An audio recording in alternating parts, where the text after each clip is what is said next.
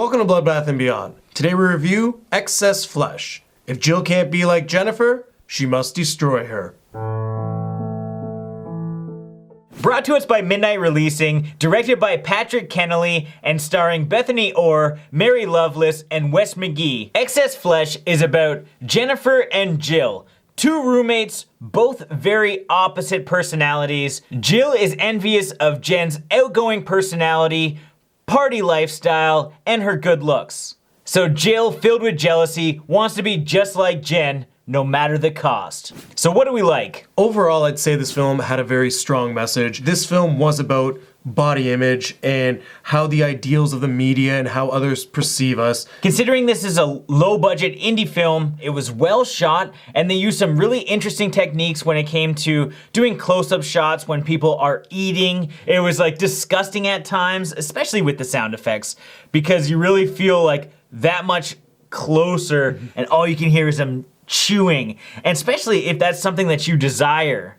Like, you want to be eating, but you know that you can't because you have to be reserved if you want to get to that ideal body size. It's essentially maddening in Jill's eyes. From the other perspective, when we're watching Jill eat, the way that it's shot is completely the opposite of Jennifer in the sense that they used long takes, where she's on the screen and she's battling between eating the food and not eating the food, or throwing it up or throwing it out. And we're seeing that controversy between the two of them and how they eat and how they're perceived. But they're making it very uncomfortable because they're keeping it on way too long. Talking about the Foley effects and the sound design, the soundtrack was actually phenomenal. It was done by Jonathan Snipes, who did Starry Eyes, so we had that nice synthy sound bed throughout the film. Now before we get into our dislikes, we do want to give a big spoiler warning. If you plan on watching this movie, watch it now and don't proceed. We didn't like the movie, but we're going to talk about why we didn't like the movie, which involves the big twist at the end. I guess the twist in the first 5 minutes. The way they shot this was exactly like Fight Club.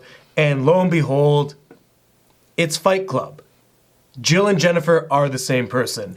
In Fight Club, they had strong political points and they got it across in a unique style. This is taking that concept and just giving you a different thing to fight for and a different thing to talk about. So it's not original at all, in my opinion.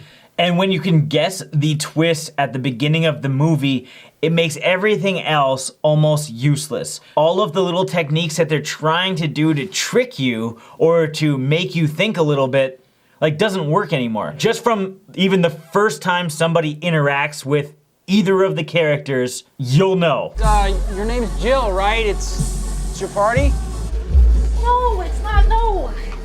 Not really. And another big beef I have with this film is the fact that they're not just stealing from one movie, they're stealing from multiple movies. We're getting a Requiem for a Dream sequence in here with her falling asleep while watching the TV show, leading to like the war between the two of them. And then in that sequence, we're getting American Beauty. I get this is an artistic film, but you're not paying homage to any of these here. This is just plain reenactment. We don't mean to personally attack Patrick, but there are too many things in this movie that are copied straight up from other movies that we've all seen before. You have a slow-paced movie to begin with, but dragging it out to almost 2 hours, especially when nothing really interesting is going on, is going to bore your audience. Don't be such a boring bitch. The message is really strong, so make it concise and get right to the point. That way people will appreciate it more.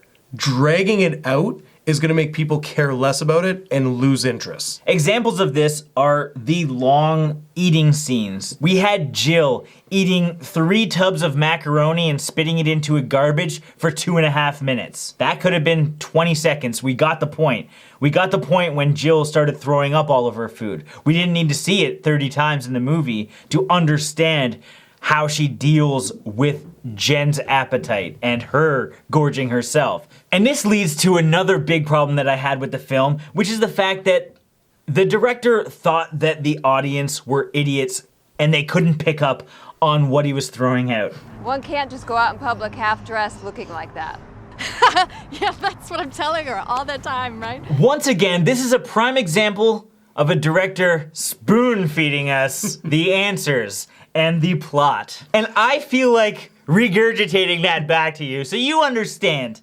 Like, we got it. We don't need any more of your shit. Take your 40 minutes and leave. Stop the movie. We don't need all of this excess bullshit. Now it's time for our final thoughts and ratings. Excess Flesh is not the groundbreaking indie film that it thinks it is. It has delusions of grandeur, and unfortunately, a lot of the great things about this movie were stolen directly from other films. It is an indie film, and the production value was rather high considering the low budget. However, it was a long, drawn-out movie that got its point across fairly quickly, and then it continued to tell you and force it on you to make sure that you understood the deep story that they're trying to tell. Well, I'm not trying to knock eating disorders or body image insecurities. This movie took way too long to deliver the point, and it wasn't interesting enough for me to care. So I'm gonna give this 1 cinch button out of 5. Excess Flesh definitely tackles a serious issue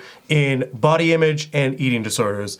It's something that you shouldn't take lightly, and it's something that is very evident in today's society. I commend them for trying to do something to promote this issue, but their approach was not well executed. The pacing of this film was way too slow to really get the point across. And people are gonna be bored because when you're sitting there for 2 hours and you know what's going to happen and you know what this film is all about and you're not interested in it, you're not gonna care about the message.